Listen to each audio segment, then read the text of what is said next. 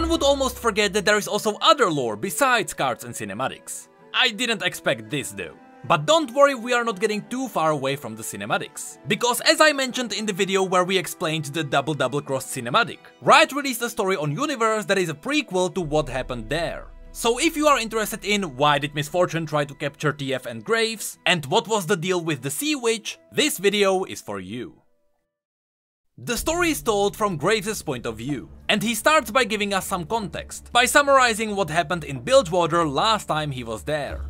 He remembered how Sarah Fortune tricked them all. Neither Graves, nor TF, nor Gangplank were able to see what she was planning. She managed to blow up Gangplank's ship with all of Bilgewater watching. He always felt bitter about Miss Fortune, but still he had to admit that what she pulled off that night was impressive. From what he heard, she was running the place now, with only a few captains opposing her now. And one of these captains was also a person Graves referred to as the Prince. For a while after Miss Fortune blew up Gangplank, TF and Graves looked for jobs in Piltover and Zone, but after things got scary there, they both wanted to come back to Bilgewater. But on top of that, this prince reached out to them with a contract, and the money was way too good to ignore. But as always, when these sums of money are offered, there is always a catch. And that's where Graves was now. He was rowing a boat away from the Bilgewater port to fulfill their contract with TF on board. While Graves was working up a sweat, TF just sat there in front of him, flipping his cards. Frustrated, Graves told TF that he could take over the rowing at any time, but TF simply replied that he can't, he was busy. At that point, they were rowing through a field of rocks sharp as knives that were jagging out from the ocean. Here Graves pointed out that these visible sharp rocks weren't an issue, but those that were just under the surface so you couldn't see them, those were the deadliest. And in Bilgewater, the pirates nicknamed these rocks the Widowmakers. The only realistic way to navigate through them was to pay a Buhuru Wave Whisper to guide the ship. But thankfully this is not where Graves and TF were heading, they were just passing around these rocks. During their travel, TF kept turning over 3 cards, and then shuffling them back in his deck again. Ever since they left Bilgewater, something in the cards kept spooking TF, but Graves didn't pay it much attention. He was focused on the task, and the fact that apparently they already got paid half of the money up front. To Graves this usually means that there is a catch, and they will never see the other half. To pass the time, every now and then, Graves splashed a bit of water onto TF's face with his paddle.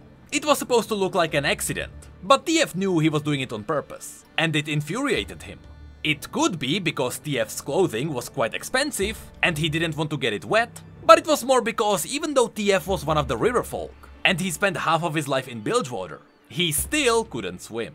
After a while they arrived at a sharp rock, big enough to be a small island. To Graves this looked like any other sharp rock, but TF checked the cards enough times to be sure that this was their destination. Here the story mentions that besides teleporting around, or making things explode, the cards TF holds can also give him glances of their future. It's some kind of an old riverfolk trick. Following TF's instructions, Graves rowed the boat to the right spot and dropped the anchor. He then questioned how are they going to get up onto the rock, but TF replied that the shrine they were looking for was inside the rock, and the only way to get there was to dive down. Of course this brought back the memories of the last time they visited Bilgewater, when they almost drowned because of Gangplank. However, they didn't get all the way here to then give up, even though Graves didn't even believe that the shrine existed. So Graves took off his coat and boots, water sealed his shells and cigars, and wrapped Destiny in oilskins. Of course, Destiny is his shotgun, which he lost last time, but here it is confirmed that he got it remade in Piltover to his own specifications. And with that, he dived down. As Graves swam further and further down, he found a small entrance in the rock, big enough to fit one person. And there it got so dark he couldn't even see his own hands. Eventually he got to the point of no return. He had to trust TF that there was an other side to this cave, otherwise Graves would be done for. At one point he saw a circle of light above him. Thinking that was the surface, he quickly swam towards it, but unfortunately that was just a glowing jellyfish, and so he kept going further, now completely blind. A moment later, he hit a wall in front, so he tried to straighten up, but he hit his head on the ceiling, hard enough to start bleeding, and that's when he started to panic. As he reached around him, he noticed there were spirals carved into the stone, and with a bit of luck, he found an opening which he kicked through. On the other side there was moonlight, but more importantly, there was air. The first thing Graves did when he got back onto his feet was to inspect Destiny and load it up, to see if it was fine. Suddenly, with a loaded shotgun in his hands, he felt safe. From the other side of the cave, TF greeted his friend, and he pointed out that Graves was bleeding. Of course, because TF's cards gave him the ability to teleport around, his trip here was much simpler.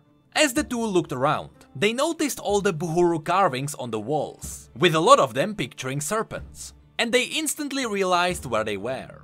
Because you see, the thing they were hired to find was a Bilgewater myth. Just like the Tidal Trickster, or the Legends of the Summoners. Yes, that is a quote from the story, by the way. They were hired to find the Abyssal Crown, an item that is supposed to give you control over the beasts below, which would pretty much also give you the control over Bilgewater. That's why the prince sent them here. There's not much Misfortune would be able to do to oppose him once he would have the crown. Although Graves felt a bit safer now, they weren't at the shrine yet, and so they kept going.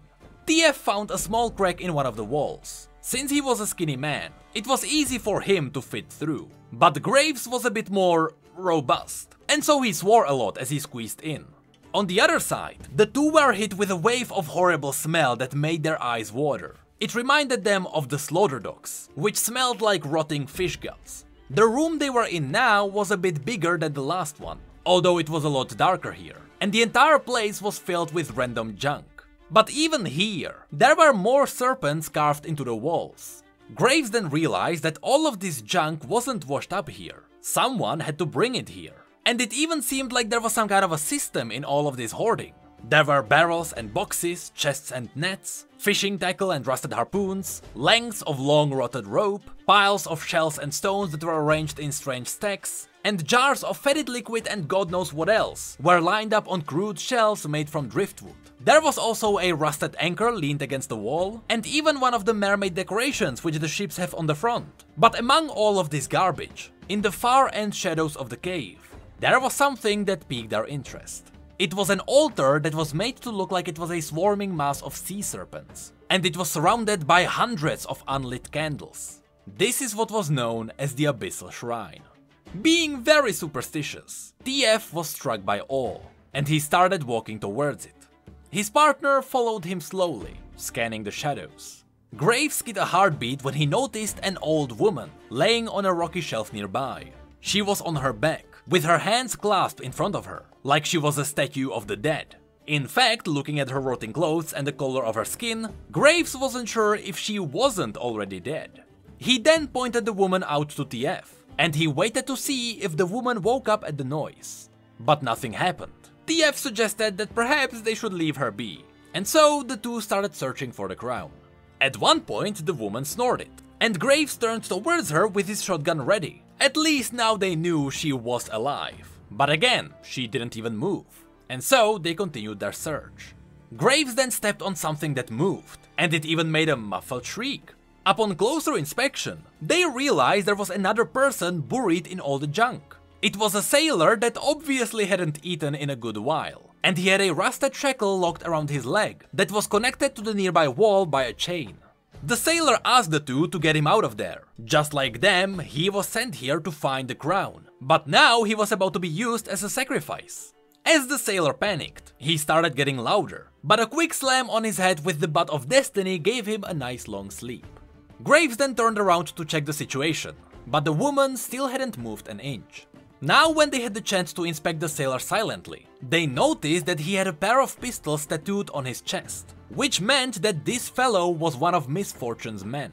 So the prince wasn't the only one who was looking for the crown.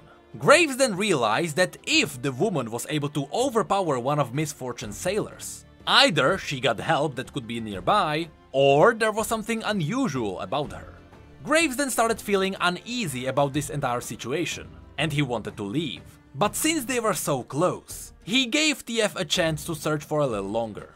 TF then whipped out his cards and he started dealing them out onto the floor. He picked up one of them and showed it to Graves. The card pictured a golden crown with a serpent, which was a card that neither of them had ever seen before. And TF explained that this card never even existed till now, so the crown had to be there. This just ensured Graves that he will never understand TF's cards. And that's when Graves caught some movement in the corner of his eye. It was a bucket.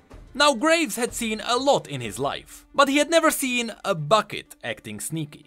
The bucket had a hole in it, and inside that hole there was a yellow eye, watching Graves' back. Graves then kicked the bucket and almost pulled the trigger, before he noticed that it was nothing but an octopus, although this one had only one eye. This otherworldly creature then creeped along the floor, and towards the sleeping woman. TF freaked out because he was afraid it was going to wake the woman up. But there wasn't much Graves could do about it. Shooting it wouldn't help. Before the two could do anything, however, the creature wrapped its tentacles around her face. It blinked its eye once, and the woman bolted upright. In the story, Graves admitted that the sound he made when the woman sat up was perhaps a little more shrill than he was proud of. But apparently TF's cry was even less dignified. The woman then opened her own eyes, but hers were blind white. When the woman spoke, she kept calling TF and Graves naughty thieving rats. Graves defended himself, replying that perhaps they were thieves, but they were no rats. TF added that they were looking for the Abyssal Crown, but in response, the Sea Witch gave them a toothless smile, and added that they were silly rats that were promised to the beast below, they just didn't know it yet. With that, the witch slammed her staff down, and crabs started detaching from the walls. Now, Graves already hated normal crabs, but these were the size of wagons, and a single one of their snips could cut a man in half. Without hesitation, Graves started unleashing destiny, and TF supported him with a bundle of explosive red cards. In mere moments, there were pieces of shells and crab meat everywhere. When one of the beasts got too close, a golden card from TF froze it in place, which gave Graves enough time to reload and continue the carnage. Now Graves really wanted to get out of here, but TF still wanted to find the crown. Which was surprising because in the past, TF was usually the one who fled the scene first. Graves admitted that TF changed his ways now, but admiration was worthless when they would be both dead. One of the crabs then grabbed Destiny, and Graves instinctively pulled the trigger, but it dragged his aim off, and he managed to hit the Abyssal Shrine, blasting it to pieces. Suddenly, the witch that was crackling like a madman in the background the entire time screeched in fury. The crab that was holding onto Destiny finally let go, after one of TF's cards sliced off its eyes. It was great aim, but TF wasn't even looking. He kept staring at the Abyssal Shrine. Or at least where the shrine was. It turned out the shrine was hollow, and inside there was a skeleton, which was nothing but a bundle of dry bones now. But on its skull, there was a golden crown that resembled a coiling serpent. At that point, the witch was so furious she lifted off of the ground and floated in the air. And the two had to blink a couple of times to make sure they weren't imagining it. After that, the witch jabbed her serpent staff forward, and a black hole opened in thin air in front of her. At first, only water poured out from it, but then a massive yellow eye appeared inside it. It was like the eye of the creature that was attached to the witch, only this one was 1,000 times bigger. Here Graves explained that he had the feeling that whatever was inside the hole was actually deep down in the darkest oceans, and it was only peering at them through this gate. So the witch was likely summoning a great beast from below.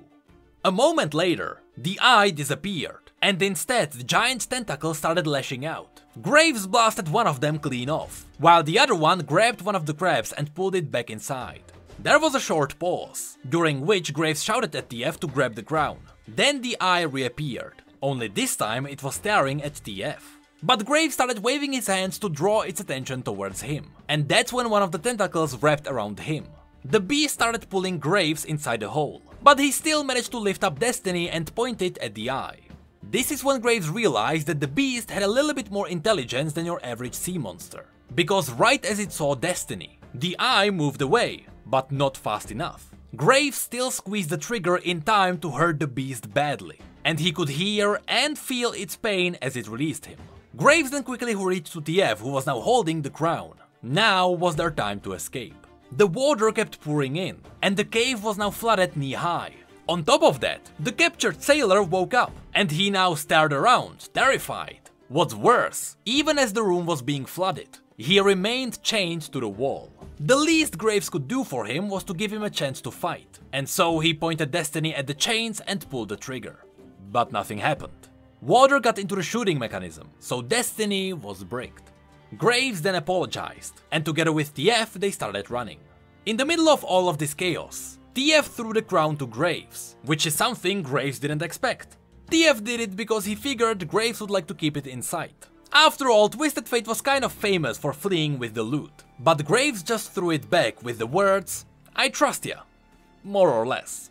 The beast behind them was now trying to squeeze through the gate, and Graves shouted at TF to get out of there, because from this point on, they were each on their own. So TF started his card dancing, and a few seconds later, he vanished together with the crown. But Graves on the other side had to take the hard way out. And he dived back into the pool, and he started swimming back out through the dark waters.